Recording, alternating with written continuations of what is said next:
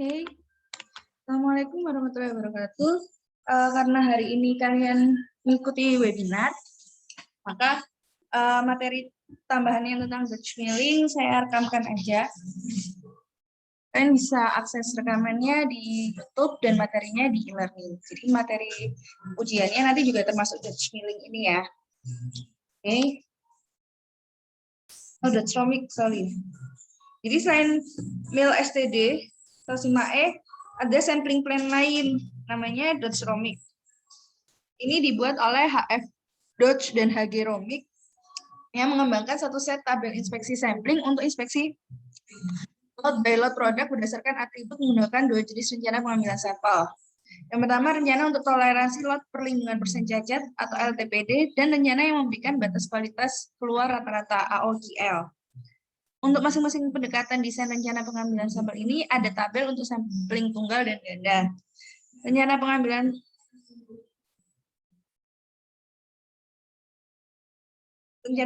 sampel yang menekankan perlindungan LTPD seperti rencana Dutch Romic sering lebih disukai daripada rencana pengambilan sampel berorientasi AKL seperti yang ada di Mill STD 15E, khususnya untuk komponen dan siklus cadang kritis. Banyak produsen percaya bahwa mereka terlalu mengandalkan pada AKL di masa lalu, dan mereka sekarang menekankan ukuran kinerja lainnya, seperti bagian yang rusak per juta, part per million. Pertimbangkan hal berikut. Misal kalau ada 100.000 part rusak per juta part, maka AKL-nya 10%. Kalau AKL-nya 1% berarti ada 10.000 part rusak. Kalau AKL-nya 0,1 berarti 1.000, 0,01, 100, dan berikutnya sampai bawah. Jadi bahkan AKL yang sangat kecil menyiratkan sejumlah besar ppm yang rusak. Dalam produk yang kompleks, efeknya bisa sangat menghancurkan. Misalnya, papan sirkuit tercetak berisi 100 elemen.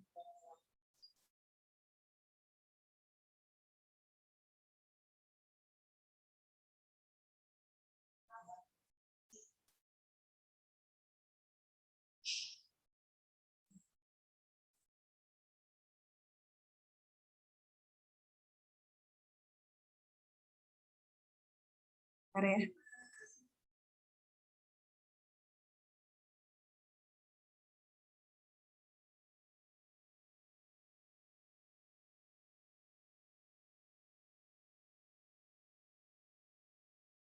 Jadi bahkan AKL yang sangat kecil menyiratkan sejumlah besar ppm yang rusak. Dalam produk yang kompleks, efeknya bisa sangat menghancurkan.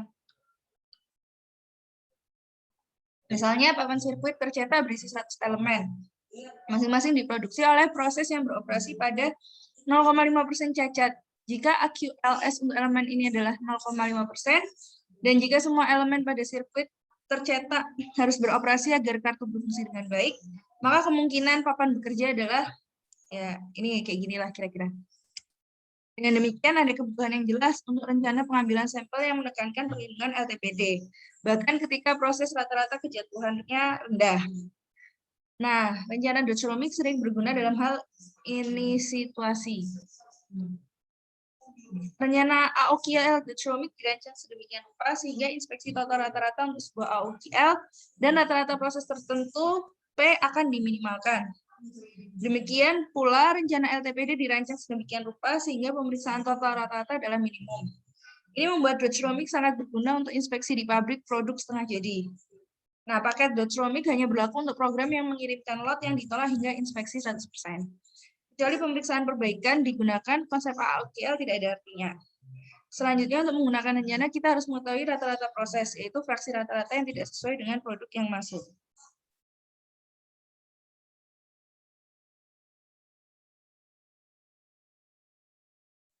Ketika pemasok relatif baru, biasanya tidak tahu proses cacatnya.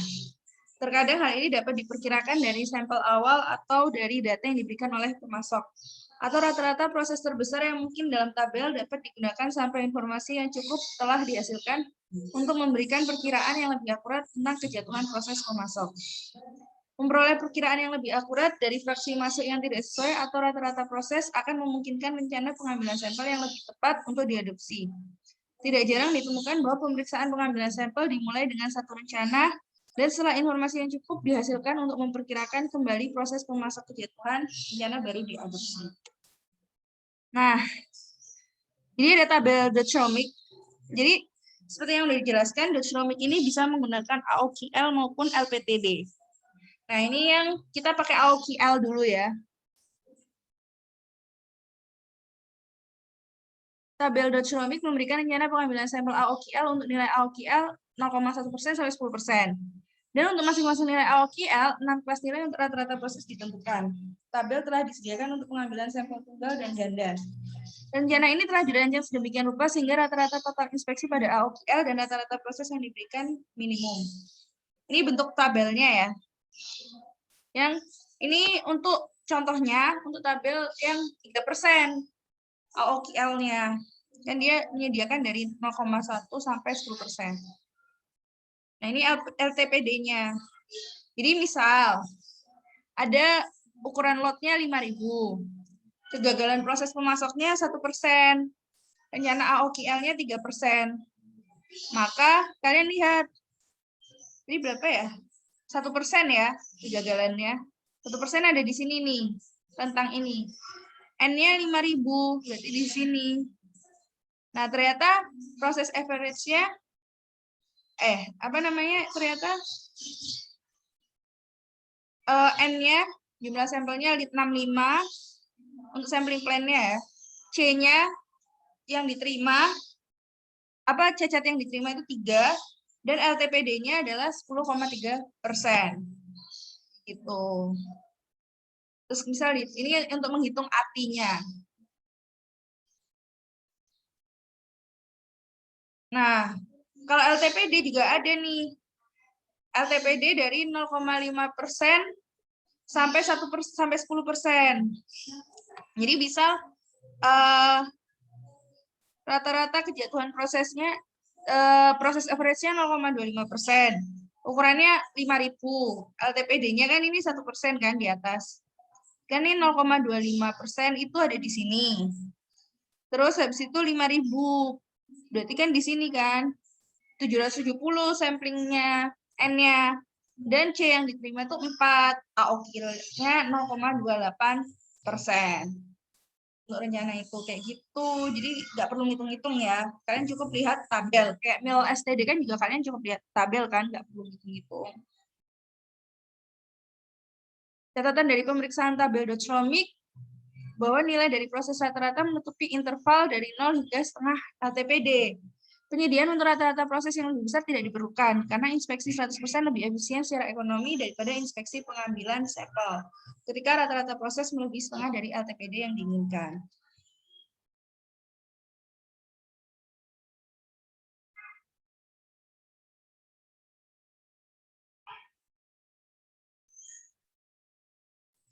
Estimasi rata-rata proses, seperti yang telah kami amati, pemilihan rencana Dutch-Romic bergantung pada pengetahuan tentang rata-rata kejatuhan proses memasok atau persen ketidaksesuaian.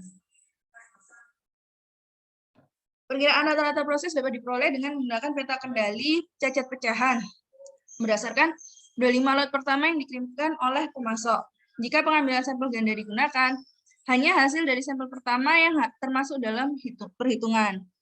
Proxy lot yang rusak yang melebihi batas kendali atas akan dibuang asalkan memiliki penyebab yang dapat ditentukan dan rata-rata proses baru dihitung.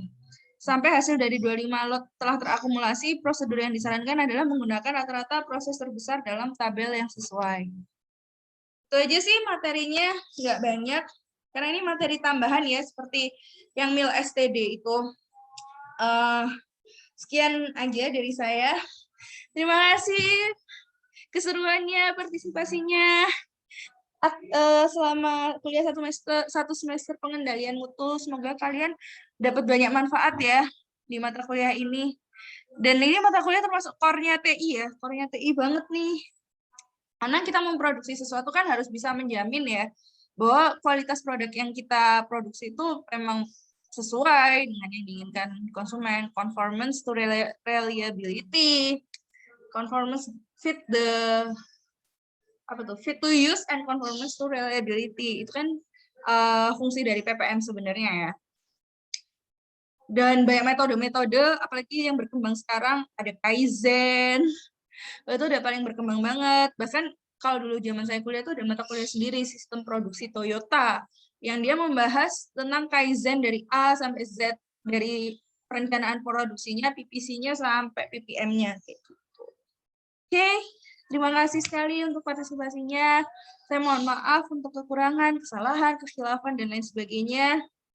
Oh, semoga banyak manfaat, banyak ilmu yang bisa kalian ambil di sini, baik ilmu tentang PPM maupun ilmu-ilmu tentang lainnya, tentang cara presentasi, cara komunikasi, dan lain sebagainya. Semoga bermanfaat buat kalian ya. Oke. Mohon maaf untuk semuanya. Terima kasih. Sampai ketemu semester depan.